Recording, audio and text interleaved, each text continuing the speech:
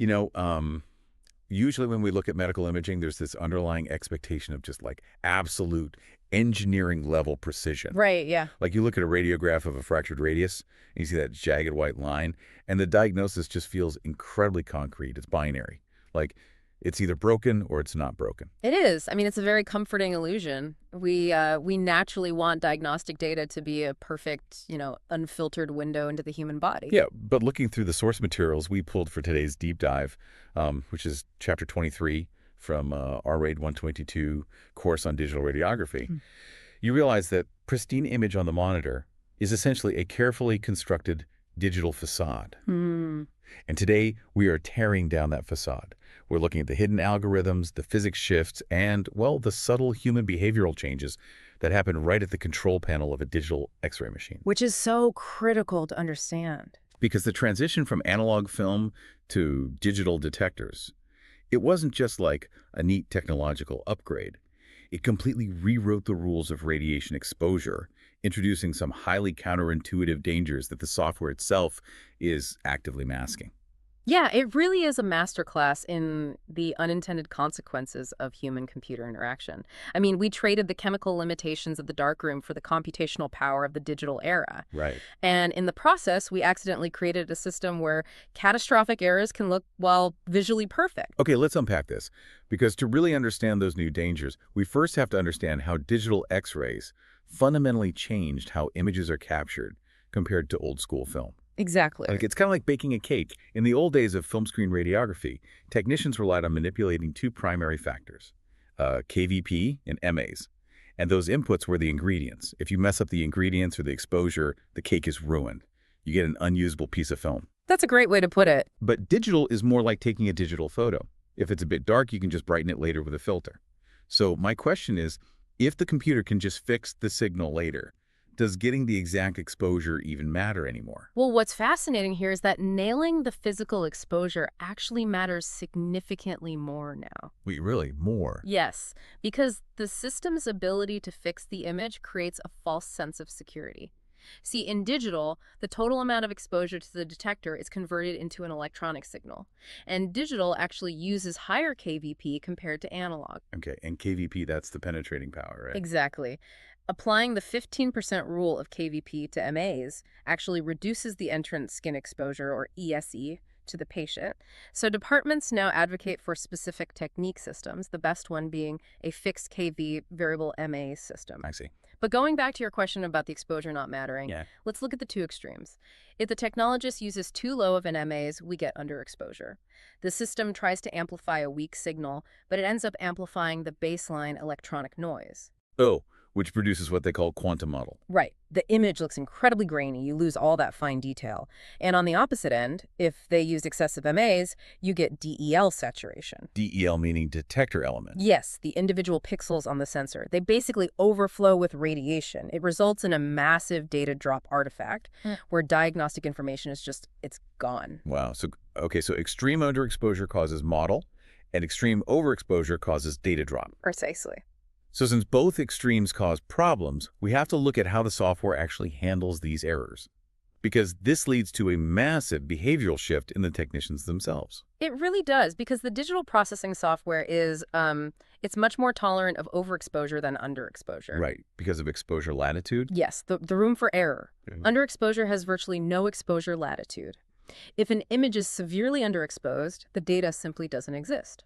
You cannot mathematically create anatomical structures out of quantum noise. Right, obviously. Yeah. So if a tech underexposes, the image is noisy, the radiologist complains, and the patient has to be brought back in for a repeat X-ray. Which nobody wants. Exactly. But if they overexpose, the software can just adjust the brightness down, it fixes it, and the image looks perfect. Wait, so because the software acts like an automatic safety net for overexposure, it's actually incentivizing technicians to accidentally give patients more radiation. Yes. I mean, that seems completely backwards to patient safety. It is. It creates a phenomenon called dose creep. Human behavior gravitates toward the path of least resistance. Technicians slowly start using more radiation than necessary just to avoid having to repeat bad, noisy images. That is wild. It's a classic human-computer interaction problem, and it directly violates the core concept of ALERA. As low as reasonably achievable. Exactly. Radiation protection concepts are violated precisely because the digital system is too forgiving. To combat this, the ASRT, which is the American Society of Radiologic Technologists, their 2012 best practices state techs should use the highest KVP in the optimal range, coupled with the lowest MAs needed.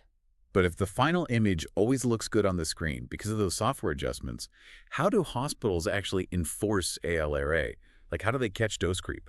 Well, you have to look at the data, not just the image. Image quality is referenced to an exposure indicator, or EI number, and departments must establish target exposure index, or EIE, values as a baseline standard of care. Right, dashboard, essentially. Exactly, and the primary tool they use is the deviation index, the DI. Okay, let's break down the DI. So a DI of 0 is a perfect exposure. The scale moves in increments.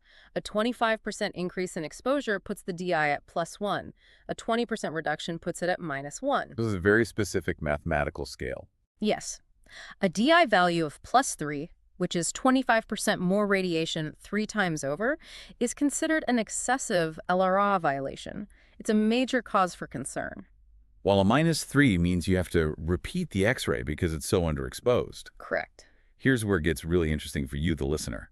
Because if you've ever had an X-ray and wondered if you got, zapped too hard, there is literally a hidden permanent receipt showing the deviation index of your exact procedure. Yes, the DICOM header. Right. Those EI and DI numbers are permanently attached to the image's DICOM file. And a +3 means someone broke the rules on your X-ray. Which is why assessing image quality requires looking at the image in its totality. Totality, meaning not just how pretty it looks on the screen. Exactly. If the radiologic technologist is satisfied with the visual appearance and the EI number supports it, then they can confidently send it for interpretation. The numbers are there to keep humans honest. Okay, so let's say the technician nails the DI score and the physical exposure is perfect. The manipulation of the image isn't over yet, is it? Let's talk about what happens after the picture is taken. The post-processing phase, yes. This is where we run into issues with electronic masking or shuttering. Also known as cropping. Right. It's used to eliminate extraneous brightness from the edges of the image to reduce what we call veil glare. It makes it easier on the radiologist's eyes. And to be clear, it does not impact the actual image resolution. But there is a massive catch here. Masking is not a substitute for physical collimation, right? Absolutely not.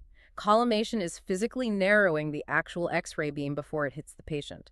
The 2015 ASRT position states images should never be cropped to eliminate areas of actual exposure from the radiologist's view. I mean, I can see how tempting it must be for a tech to just Photoshop the image, basically. Like if you shot too wide, you just crop out the messy edges. But if that radiation hit the patient, that data legally and medically belongs to the radiologist. You cannot electronically hide it. That makes total sense. And the same issue of digital convenience versus physical reality shows up with image annotation too. Yes. Electronic image annotation is used to indicate conditions like upright, decubitus, inspiration, or expiration. But the text specifically calls out indicating laterality, left versus right. You cannot just type an L or an R on the keyboard. Crucially, no. Digital text is absolutely not a substitute for physical lead markers. The ASRT 2012 white paper insists on consistently using lead anatomic side markers during the actual X-ray exposure. See, why is the ASRT so incredibly strict about using physical lead for left and right markers? Why not just type it? It seems so much faster. Well, if we connect this to the bigger picture, digital annotations can be added, altered, or placed incorrectly after the fact. It relies on human memory. Right, like trying to remember 20 minutes later if it was the left arm or the right arm. Exactly. But a physical lead marker caught in the raw beam is indisputable physical evidence. When you're operating on a patient's left kidney, indisputable is the standard you want. Wow. Okay, yeah, you really don't want a typo when someone's going into surgery. Definitely not. So, we've seen how software can hide bad exposures and how human manipulation can crop out vital info. But sometimes, the high-tech digital receptor itself creates dangerous illusions, right? Yes. The hardware isn't immune to issues. Digital radiography has high diagnostic efficacy due to low contrast resolution, or LCR.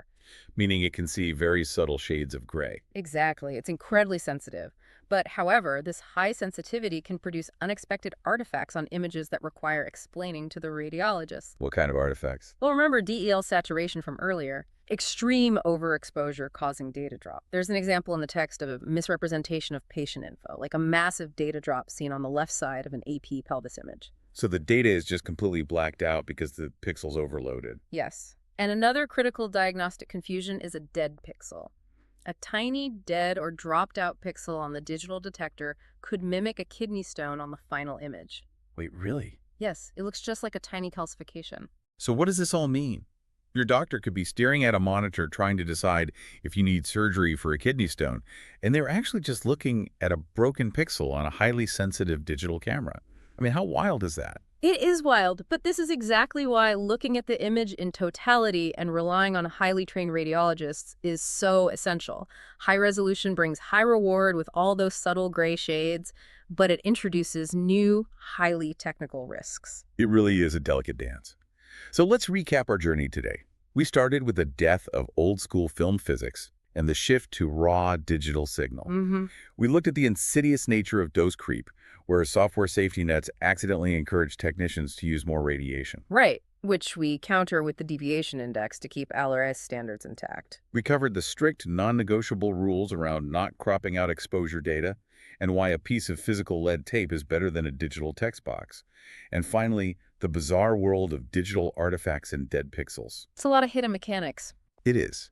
Next time you, the listener, hear the beat of an X-ray machine, you'll know there's a complex interaction of physics, software trickery, and human judgment happening in the blink of an eye.